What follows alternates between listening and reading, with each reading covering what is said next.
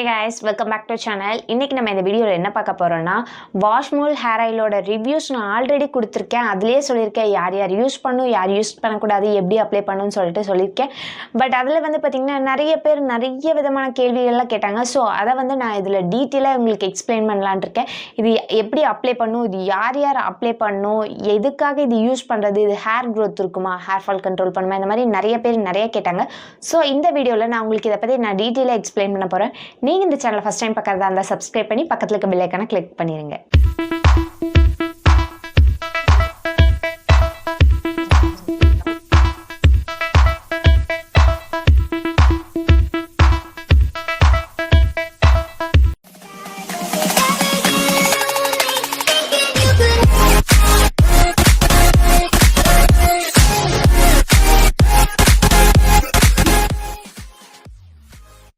இதில் வந்து நான் ஃபஸ்ட்டு என்ன எக்ஸ்பிளைன் பண்ண போகிறேன்னா, எல்லாருமே இதை யூஸ் பண்ணக்கூடாது. நமக்கு ஆக்சுவலாக ஒயிட் ஹேருங்கிறது ஏன் வருதுன்னு பார்த்தீங்கன்னா, நான் ஒரு வீடியோஸ் போட்டிருக்கேன். டாக்டர் ப்ரிஸ்கிரிப்ஷனோட ஹேர் ஃபால் என்னோட ஜேர்னி எப்படி இருந்துச்சு, ஹேர் க்ரோத் எப்படி நான் மெயின்டைன் பண்ணேன்னு சொல்லிட்டு ஒரு வீடியோ ஆட் பண்ணியிருக்கேன். அதில் கொடுத்த டாக்டர் கொடுத்த ப்ரிஸ்கிரிப்ஷனோட ஆட் பண்ணுறேன். உங்களுக்கு சப்போஸ் ஹேர் ஃபால் இருந்துச்சுன்னா நீங்கள் அந்த வீடியோ போய் செக் பண்ணி பாருங்கள்.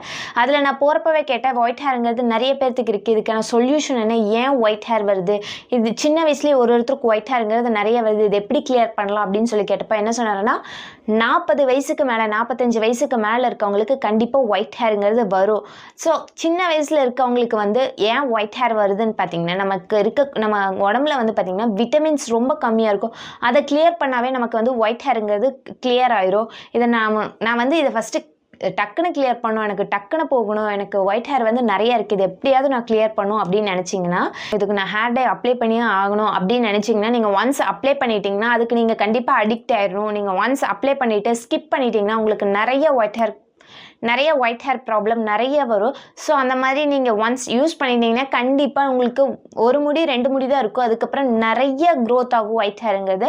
ஸோ அந்த மாதிரி இருக்கிறத ஸ்கிப் பண்ணிடுங்க. நமக்கு ஏன் சின்ன வயசுலேயே ஒயிட் ஹேர் வருதுன்னு பார்த்தீங்கன்னா, உங்களுக்கு விட்டமின்ஸ் ஏதாவது கம்மியாக இருக்கும். என்ன விட்டமின்ஸ் கம்மியாக இருக்குன்னு பார்த்தீங்கன்னா, அயன் விட்டமின்ஸ் ரொம்ப கம்மியாக இருக்கும். அயன் லெவல் நல்லா இன்க்ரீஸ் பண்ணிவிட்டு ரிச் ஃபுட், அதாவது அயன் ரிச் ஃபுட், நல்லா கீரை, அதுக்கப்புறம் பெருச்சம்பழம், இந்த மாதிரி கருப்பு திராட்சை, அப்புறம் கருப்பு சுண்டல், இந்த மாதிரி ப்ரோட்டீன் அண்ட் அயன் இருக்கிற ஃபுட் சாப்பிட்டாவே உங்களுக்கு வந்து ஹேர் வந்து பார்த்தீங்கன்னா நல்ல பிளாக்காக இருக்கும்.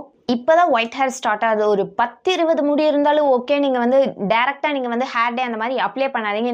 ஒரு 45 வயசுக்கு மேலே இருக்கவங்க இதை ட்ரை பண்ணலாம். அதுக்கு விட சின்ன வயசாக இருக்கவங்க இதை தயவு செஞ்சு ட்ரை பண்ணாதீங்க.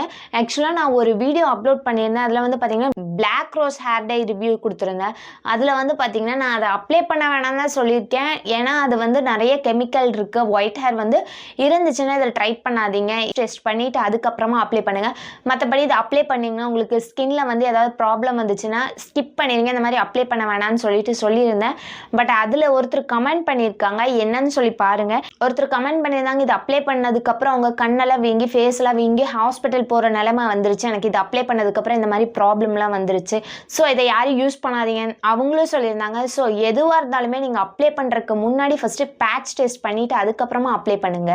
அதுக்கப்புறம் ஒரு சிலர் சொல்றாங்க, எனக்கு நல்லா செட் ஆச்சு, எனக்கு சூட் ஆயிடுச்சுன்னு சொல்லிட்டு. இது எல்லாருக்குமே செட் ஆகாதுன்னு நான் சொல்ல வரல. ஒரு சிலருக்கு செட் ஆகும், ஒரு சிலருக்கு செட் ஆகாது. இது எங்கள் அம்மா ட்ரை பண்ணாங்க, அவங்களுக்கு வந்து ஃபேஸ்லாம் வீங்கின மாதிரி ஆயிடுச்சு, இந்த மாதிரி ஆச்சு. பட் இது எங்கள் ஆண்டி தான் சஜஸ்ட் பண்ணாங்க, அவங்க சொல்லி தான் இதை ட்ரை பண்ணாங்க.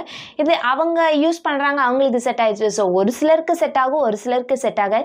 எல்லாத்துக்குமே ஒரே மாதிரி ஸ்கின் இருக்கிறது இல்லை. ஸோ சென்சிட்டிவ் ஸ்கின் இருக்கவங்க இதை ட்ரை பண்ணவே வேண்டாம். அப்படி ட்ரை பண்ணணும்னு நினச்சிங்கன்னா பேட்ச் டெஸ்ட் அந்த மாதிரி பண்ணிவிட்டு அதுக்கப்புறமா யூஸ் பண்ணுங்க. இதை வந்து நீங்கள் டேரெக்டாக ஸ்கேல்பில் அப்படியே அப்ளை பண்ணாதீங்க. கையில் போட்டு அதுக்கப்புறம் ஸ்கேல்பில் அப்படியே தேய்க்காதீங்க. கப்பில் அந்த மாதிரி ஊற்றிட்டு நீங்கள் டூத் ப்ரஷ் இருக்கும் இல்லையா, அதை வச்சு உங்களுக்கு எங்கே ஹேரில் ஒயிட்டாக இருக்கோ அதை ஹேர் மேலே மட்டும் அப்ளை பண்ணுங்கள். அதை டேரெக்டாக ஸ்கேல்பில் அந்த மாதிரி அப்ளை பண்ணாதீங்க. இது கூட நம்ம கோகனட் ஆயில் அந்த மாதிரி மிக்ஸ் பண்ணி அப்ளை பண்ணோம்னா நமக்கு வந்து ஹேர் வந்து நல்லா டார்க்காக பிளாக் ஆகாது. ஸோ ஹேர் ஆயில் அந்த மாதிரி மிக்ஸ் பண்ணாமல் இதை நல்லா பாட்டில் ஷேக் பண்ணிவிட்டு ஒரு கப்பில் ஊற்றி ப்ரஷ்ல டிப் பண்ணிவிட்டு அதுக்கப்புறமா அப்ளை பண்ணுங்க.